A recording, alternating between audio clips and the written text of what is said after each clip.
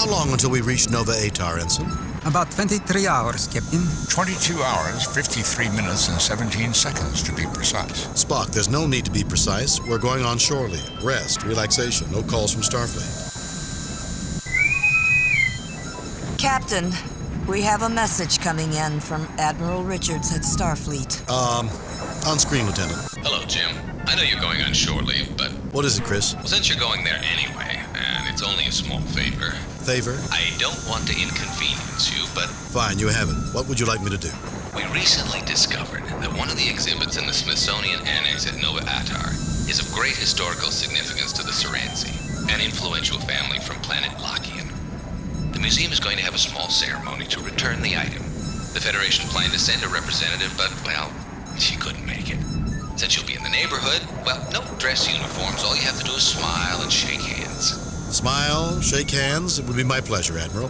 My chief engineer had already promised to show me around. We'll be there. Thanks, Jim. I owe you one. Check your data files for details. Oh, one more thing, Jim. Due to the security concerns, you won't be allowed to bring any electronic equipment with you. Richards out. Now, I was saying... Captain, do we really have to stand around and listen to speeches from a bunch of politicians? It won't be all bad, Scotty. The curator's a major cognac producer, and he asked us to show up early to thank us for our support. Captain, it'd be rude to keep a man like the curator waiting, what with an important diplomatic function to prepare for.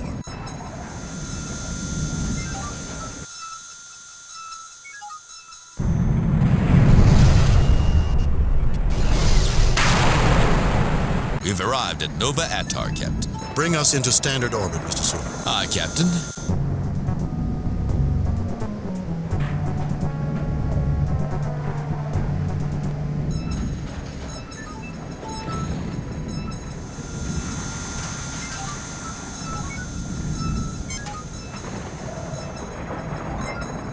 We are at Nova Atar.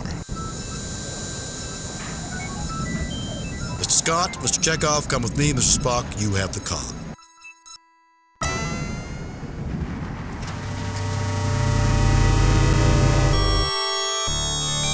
Captain Kirk, good to meet you. I am Boris Brezhnev, curator at the museum. Everyone is buzzing about visitors from the Enterprise.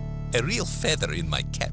The pleasure is ours, sir. This is my chief engineer, Mr. Scott, and Ensign Chekov, our navigator. Most pleased to meet you both.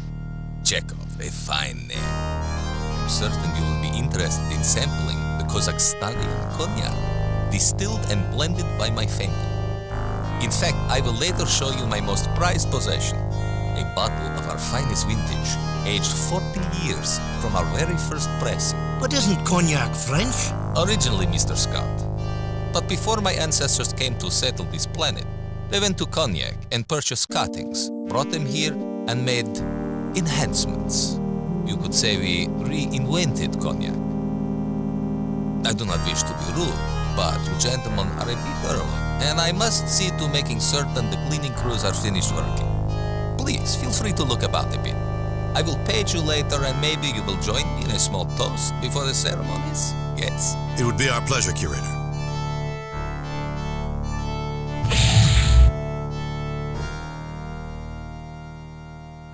I told you we invented it. Maybe we were a little hard on you, laddie. Never doubted you for a second, Mr. Chekov.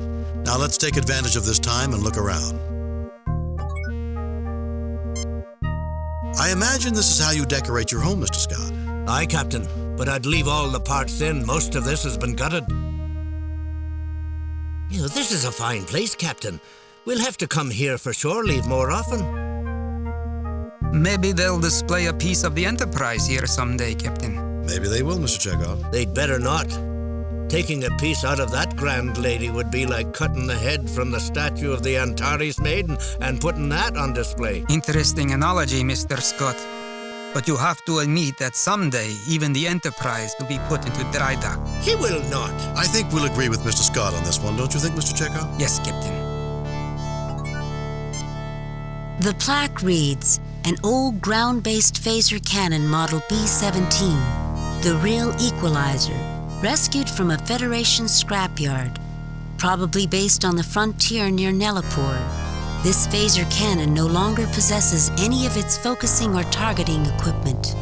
The large capacitors in the base allowed a variety of power sources to be used to energize the cannon and gave the real equalizer considerable flexibility in use. The plaque reads, the Niven, non-integrated Vulcan electronumerator, was one of the earliest versions of a Vulcan computer. Some of the components were found to only function correctly at high temperatures. Since the focus in those early days was on computational effectiveness and not user-friendliness, the operator could not stand near the Niven during its operation. Input to the machine was cabled in from a separate device, hence it was a non-integrated computer. Lights cascade continually above the surface of this device.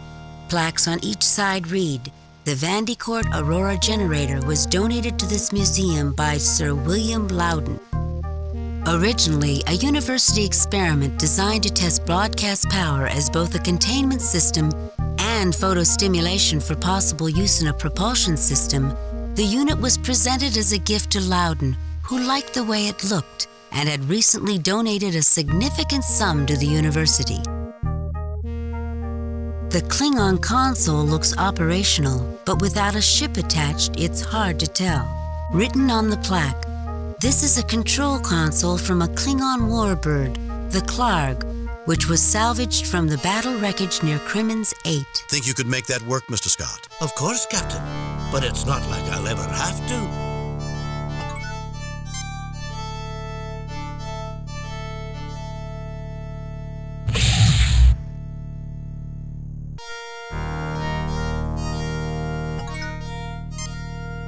There are some impressive items in this museum. Aye, they went to a lot of trouble to find some of these beauties. I hope the ceremony doesn't last too long. I'm starting to get hungry. I'm sure it won't be much longer, Mr. Chekov. Not that I'm ever planning to leave the Enterprise, but a man could do worse than spend his retirement here. A lot worse. I don't know, Scotty. I don't think I can really imagine you wanting to spend your days tinkering with antiques. Perhaps you're right, but these things do have their charm. You get no response. You get no response. You get no response. The plaque reads, one of the most widely used and most stable designs ever. The Umber Hubble Mark 84 has been used in far more ships than any other model. Captain Kirk, I trained on one of these. It's solid as a rock and twice as dependable. Remind me after the ceremony. I'll talk to the curator about letting you look this one over. Thank you, Captain. I'd dearly love to put it through its paces. An old communications panel. On the plaque, this communications station was removed off the old freighter, Big Bear Running, when that ship was retired from its customary Benchley to Sawcare run. Outdated by today's standards, this system was known for its powerful transmitter and ease of repair. As a side note, the shell of the Big Bear Running was used as a testing target for present models of photon torpedoes. The plaque on the old machine reads, an early experimental transporter. The Murnane 8 was from a time before transporters were safe for travel by living beings. Constructed to be a frequently modified testbed, the Murnane 8 had only a small loading bay. The destination controls were also still in testing, making the use of this transporter as much art as science.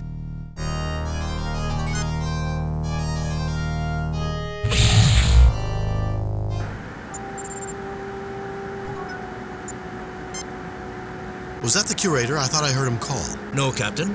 We've got plenty of time to view the exhibits. I see. This place is a marvel, Captain. I could spend weeks in here. I'm sure you could, Scotty. Do you think we should start back, Captain? Enjoy yourself, laddie. The curator will call us when he's ready.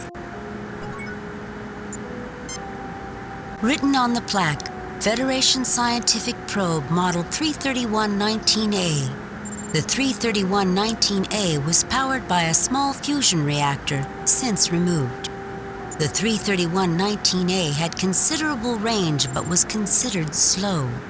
The 331-19A carried a 3-ton instrument array. This has also been removed from the display model. This particular probe was used to monitor the collision of Algiers 5 and Algiers 6. One of the double stars at the core of the Algiers system had begun to collapse to a brown dwarf stage, and the resulting fluctuations resulted in the planet's orbital paths crossing, which led to their collision. I've used one of these before, Captain.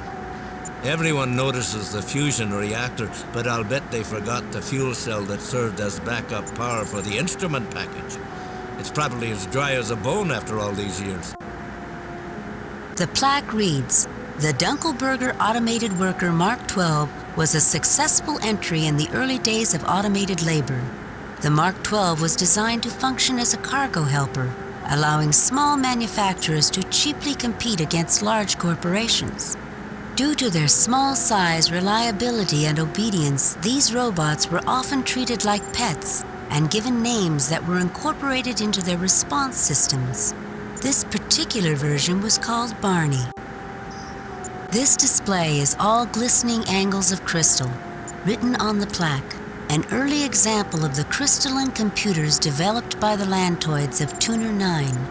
Supposedly impossible to access by non-Lantoid life forms, the computer works on a combination of harmonics and light transmission. The Lantoids make physical contact with the computer to operate it. It is said that listening to a Lantoid operate the computer is like listening to a complex musical score played on delicate chimes. The Lantoids view programming as an art form.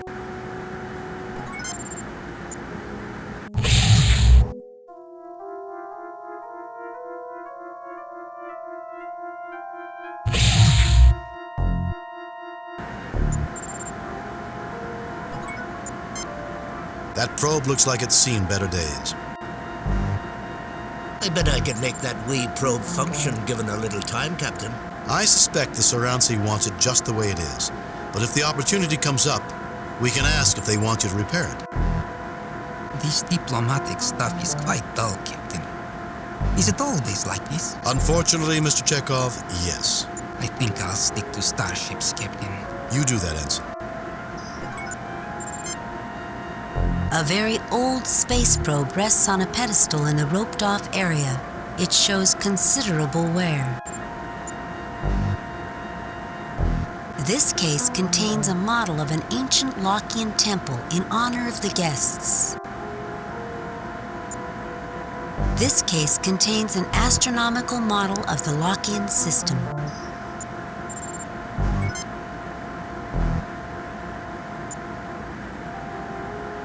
I'm sorry, this door is for museum personnel only. Have a nice day. Captain Kirk and party, please report to the curator's office, please. Captain Kirk and party, please report to the curator's office. I hope you enjoyed your tour, gentlemen. Please join me. Would you mind if the first toast with the Kazakhstanian was to the Enterprise? Curator, why isn't that Brezhnev cognac? For heaven's sakes, Chekov, don't interrupt a man on the verge of toasting the best ship in the fleet with the finest cognac on this side of the galaxy. My apologies.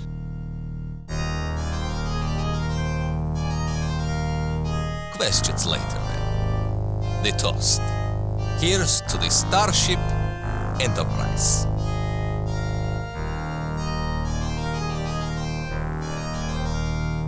What could this be? A conspiracy, if you ask me, Captain. Let me pull this up on screen.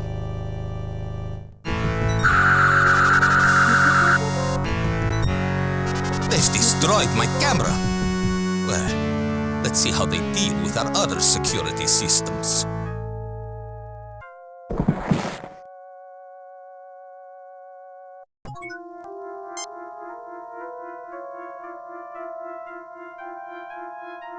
I wish Bones were here. He's out, but I can't tell you how bad it is.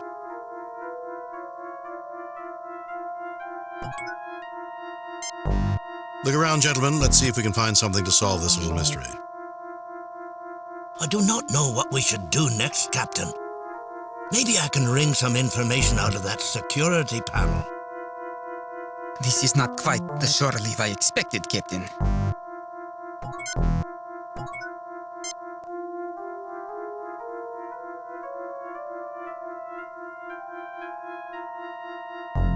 Not much of a trap, really. Fixed it up with a wee change of wiring.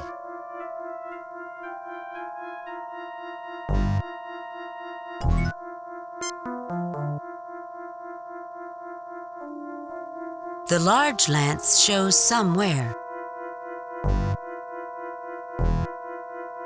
This is a very expensive silver tray. The decanter is nearly full.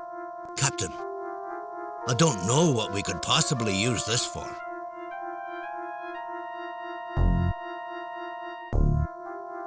I feel rather bad about this, Captain. I do too, Scotty, but it's always surprising what you need in an emergency. No effect.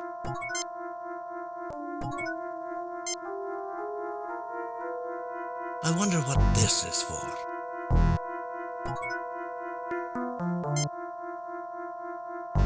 The note on the paper reads, Bresnia, VVSOP 2123.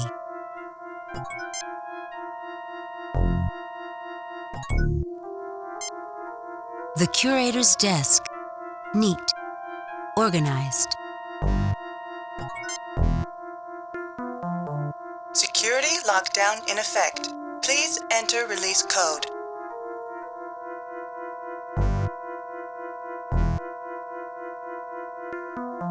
Incorrect access code. Access denied. Security lockdown in effect. Please enter release code.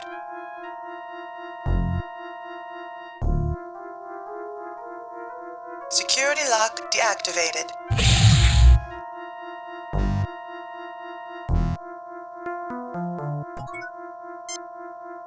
We're still 2 rooms away from our problem. Let's get closer and see what we can find out.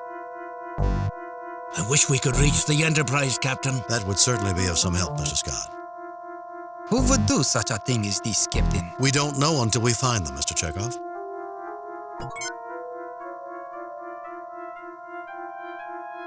Security lockdown is in effect.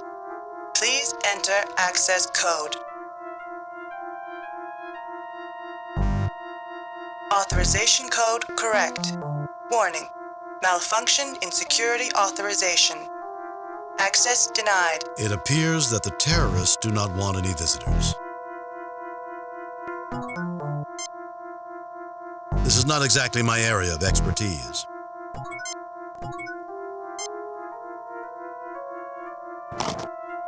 I've looked this beastie over, and the only things we might be able to use are the capacitors. I've taken them out. They'll soak up a wee bit of power before releasing it. It's working fine. Just doesn't have anything to control right now.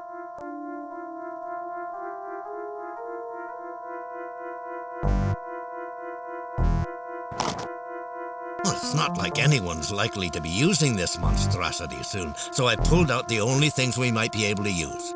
It's not much, only some heat-resistant wiring and a cable.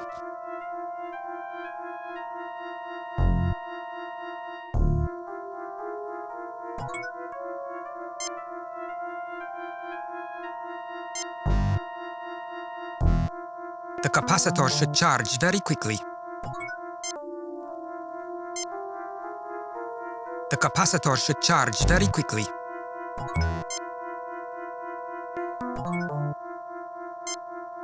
Do you think we could pry the doors open? We'd need a mighty big crowbar for that door, laddie. Captain, when you were in school, did you ever make a tennis ball cannon? Of course, Mr. Scott. It's a dormitory tradition. Empty cans, tape, and a little propellant. If I remember my formula, but what's that got to do with our situation? I was standing here looking at the cannon and thought maybe we could use the same idea to get through that wee door. We're going to knock down the door with a tennis ball? I'm sure Scotty had something else in mind. You did, didn't you, Mr. Scott? Aye, Captain. In an engineering dorm, that's for freshmen only. As you move along, you get into bigger and better versions. We'll use a big tennis ball? No, laddie. I was thinking, since we cannot fix the phaser here, maybe we could build some sort of mass driver. The capacitors on the cannon can discharge a lot of power in a short burst. Oh, I remember. using magnetic fields to propel an object faster and faster. We... Don't say it, laddie. You didn't invent them. Of course not. I was going to say we will need an iron tennis ball. You get no response. Let's keep working, gentlemen. Time is, well, not on our side.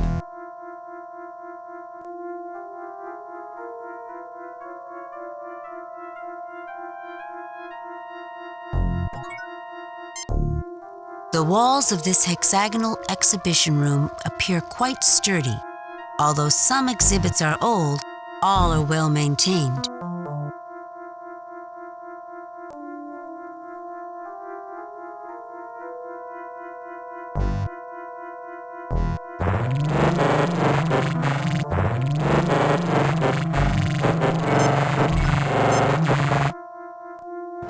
Chekov takes the capacitor off of the Aurora generator. Chekov takes the capacitor off of the Aurora generator. Security lockdown is in effect. Please enter access code.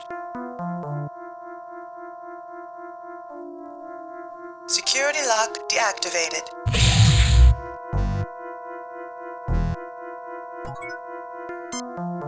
Have we gotten everything we need yet? We have no time to waste. Let's get back to work. If we're going to get this done in time, Captain, we're going to have to put our backs into it. The surface of the old docking ring is pitted from micrometeorite strikes, and there are several large welds running completely around it. Many magnetic coupling clamps are uniformly spaced around the ring. The plaque reads, "This docking ring was recovered in pieces from the port facilities at Genevieve 9, where it was broken when a freighter, the Hardy, accidentally turned on its thrusters just before mooring was completed." You know, Captain, this looks like the rings we worked on during my cadet summer training assignment. Before or after the welds, Mr. Chekov? There's a story in this, isn't there? Before or after the welds, Mr. Chekov? Now you know why we sent him up to the bridge, Captain. Very funny. Both of you. Of course, Captain. Why else would I be talking? As I was saying, we worked with these type of rings. We were working in spacesuits outside the station, practicing maneuvering things around. When the instructors would take a break, we would line up several of the rings. After lining them up, we would float a piece of metal toward the first one. The trick was to turn on the magnets as the metal approached, so it would accelerate towards the hole. Then we turned off the magnets as it passed through. When this was done for each ring, the piece of metal would go very fast out the backside. Rather hard on the box, wasn't it? What box? We were in space. I'm talking about knocking down the door. The lad's got a good idea, Captain. If we cannot go around that big door, we can go through it. I thought that's what I said. Well, gentlemen, why are we standing here talking?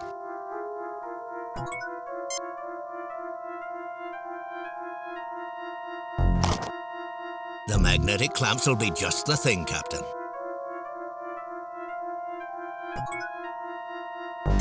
The plaque reads, "A failed experiment in Habis robotics. The Green Mark 6 was one of those ideas where the original concept might have been sound, but the follow-ups were too much. Planned as a simple cargo handler, attempts were made at increasing its function and therefore its flexibility. Unfortunately, proposed missions such as security were well beyond its recognition systems and processors. One small piece of lasting notoriety was that the Mark 6 was one of the first Habis robotic uses of room temperature superconducting wiring. While the wiring concept went forward, little else of this robot did." If we could make it run, maybe we could use it to force the door open. Interesting idea, Mr. Chekov. We'll have to keep it in mind.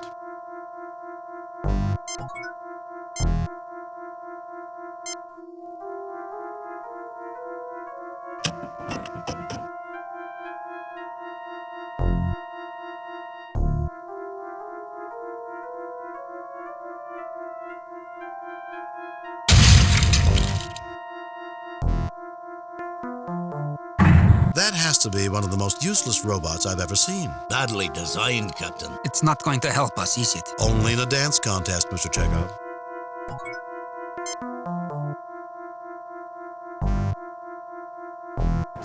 There's no way anyone could fix this piece of junk, no matter how much time was available. But I did get some wires that may be helpful.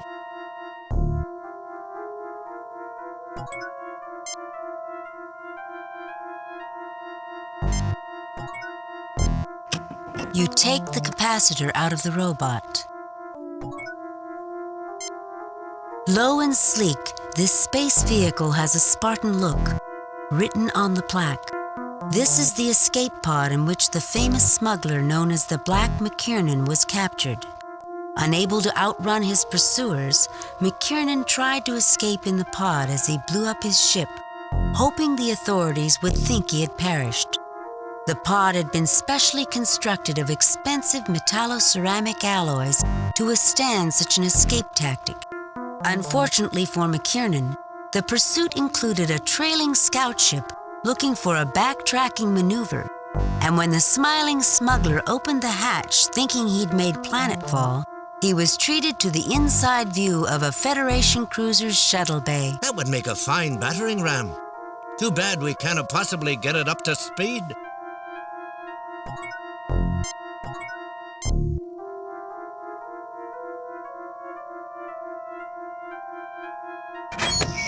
Everything on this pod's too tight. I need the proper tools. I was able to get one loose access panel, but I'm not sure what we can do with it.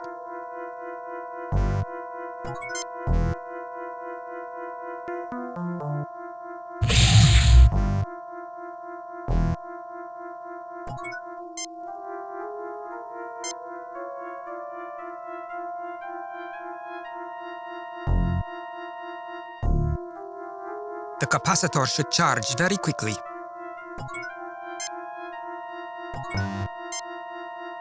Let's keep working, gentlemen. Time is, well, not on our side.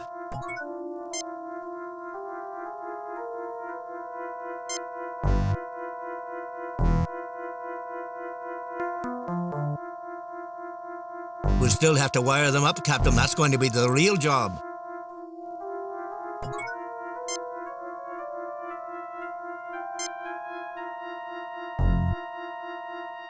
Captain, I'll need a little help positioning the clamps correctly while wiring them. Captain, push harder.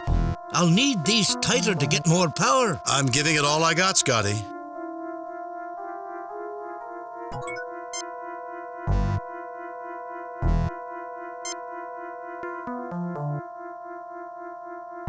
One projectile ready to go, Captain.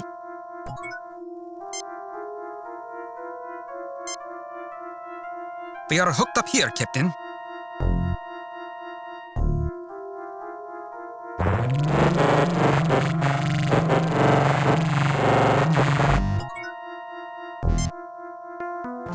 Chekov takes the capacitor off of the Aurora generator. We'll need to have a power storage source before we can do anything else.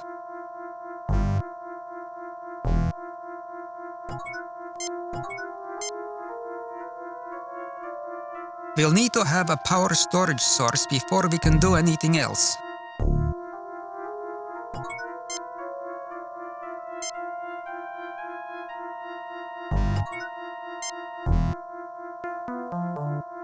There's not enough power yet. We'll need another capacitor.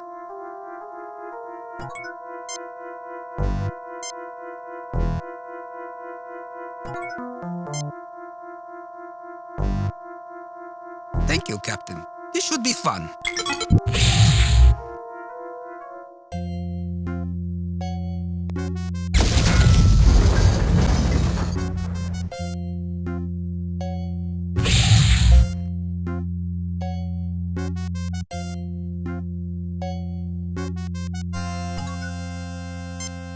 Well, I'd say we've done just about enough in here.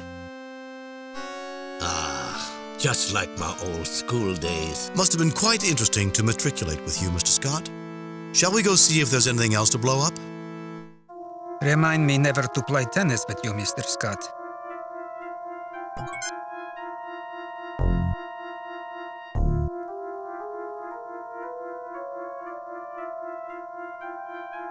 The engineering panel. Look Look what we've done! We made a bit of a mess here, didn't we? We had no choice. Remember, who's really at fault here? That we will, Captain.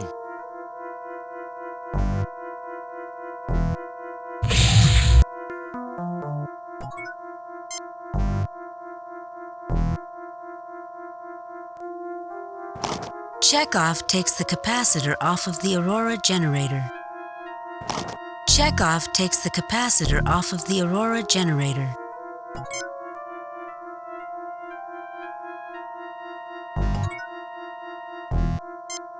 Although badly scuffed, when it was blasted free of the sealing, the gas canister and nozzle look functional. The curator mentioned these were in each room. We could open the door and spray it on the terrorists. If it's fast enough to stop them from using their phasers, it'll stop us too. And they'd get a warning if the door started to open.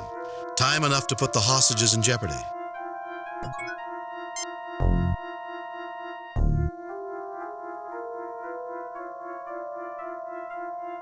The gas canister is a bit beat up from the fall, but still functional.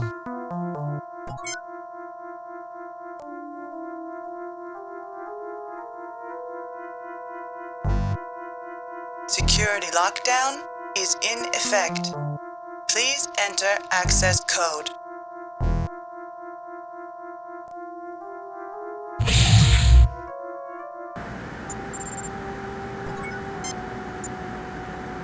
Time may be a factor, gentlemen. Let's work a bit faster. I hope we get the terrorists soon, Captain. I'm afraid we might be late if we don't hurry. If I talk, I can't work or think, Captain.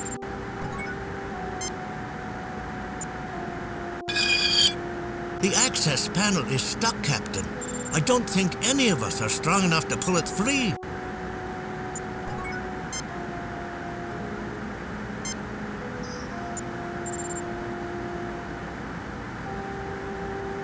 There's only a wee bit of juice in this capacitor, but I think it'll be enough to power up the robot. It's a tight squeeze, Captain. I don't think we'll be able to get it back out once it's in. Should I go ahead and do it? We could use the help, Mr. Scott. Energize the robot. Not yet, Mr. Scott. We may need that power elsewhere. We could use the help, Mr. Scott. Energize the robot.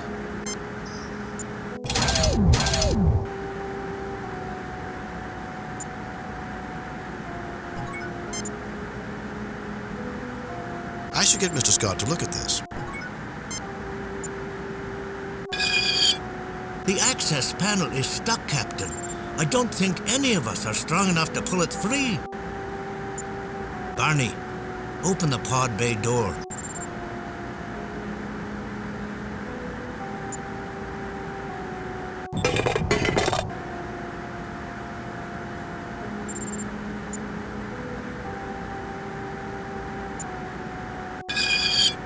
I knew it. They forgot to take out the fuel cell. That fusion reactor always scares people enough that they forget the backup cell. It's dry now. You'd need to wet this beauty down and get a catalyst in her.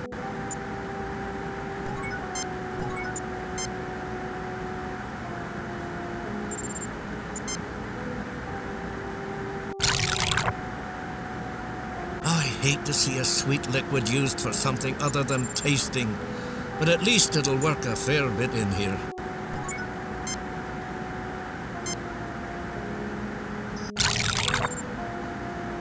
Better than brandies? More than stums? Look out, fuel cell, here she comes.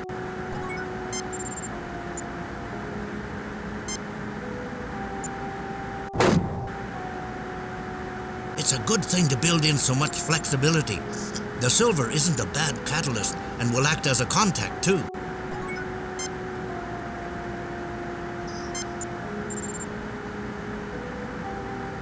All hooked up and charging, Captain.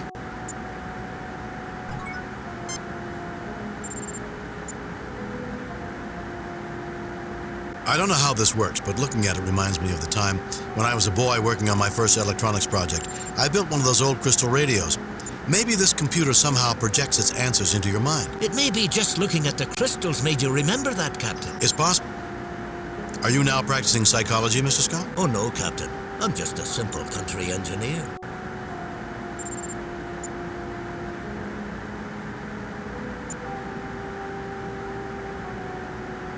It probably wouldn't hurt anything to take one crystal. It's just a display after all. This one looks good.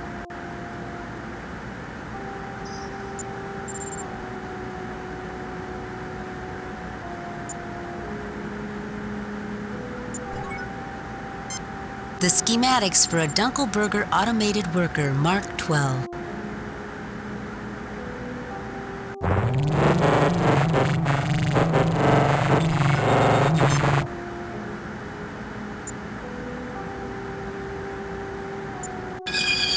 All ready to go, Captain.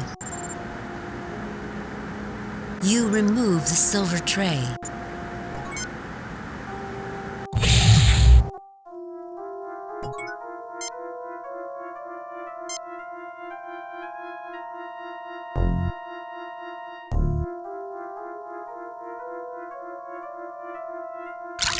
I rigged up an isolated piece of frame in there as one conducting plate and the tray as the other. It's not the best solution, but it's the best I can do here.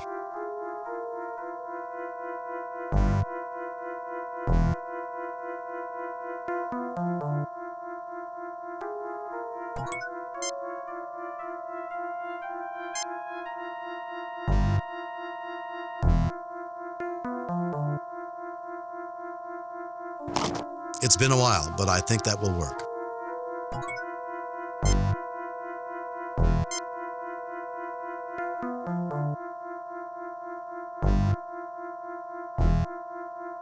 All hooked in, Captain.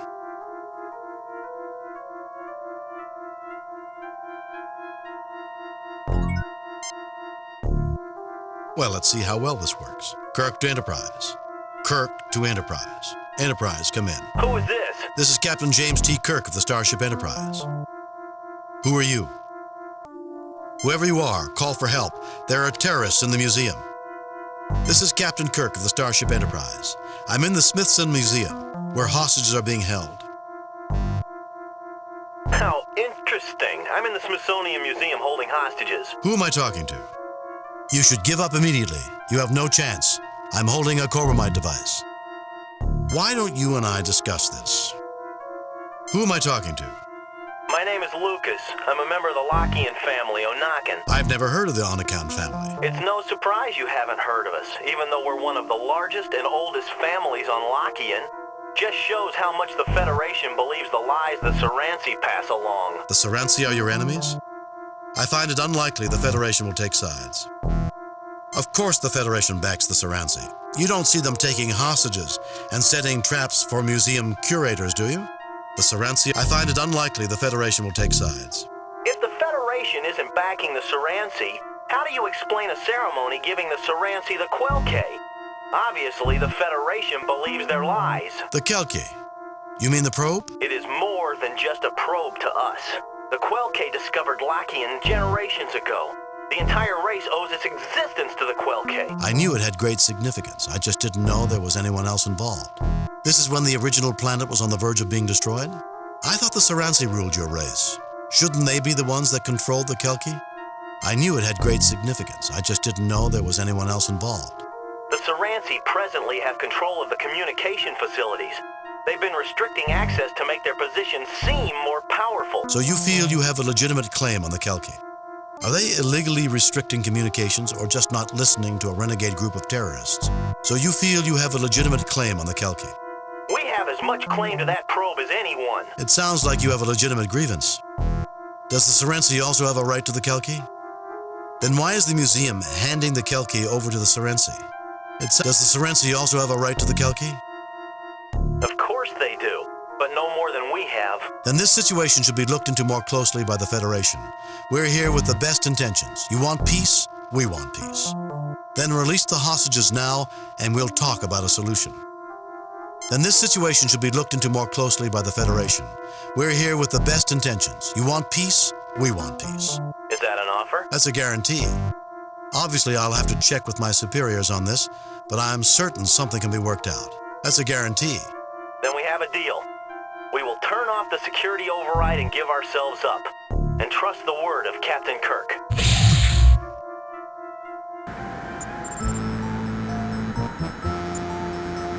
Mr. Chekov, have Dr. McCoy beam down to make sure the curator and guards are all right.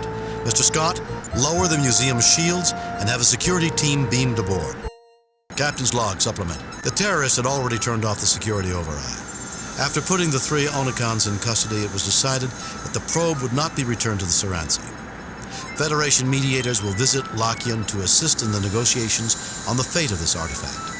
The fact that they gave up voluntarily when they could have possibly escaped and injured no one certainly made points for the Onicon's claim. Curator Brezhnev was treated by Dr. McCoy and is in good health. Commendations are in order for Scott and Chekov for meritorious service. Lieutenant Uhura, send a message to Admiral Richards. Tell him he owes me more than he thinks he does. Aye, sir. I have a feeling he's not going to be surprised. I'm afraid I'm going to remember this mission with a great deal of sadness, Captain. Why is that, Mr. Scott? It was such a fine cognac, Captain. It was just waiting for us, and now it's gone forever. Such a waste. You always remember the one that got away. Sure, Scott. Captain, message incoming from Starfleet. I see they got our report. On screen. I have reviewed your report from your recent assignment, Captain, and have a few comments. The top brass at Starfleet are impressed with the results of your recent performance. Outstanding work, Jim. Keep up the good work. Kane out.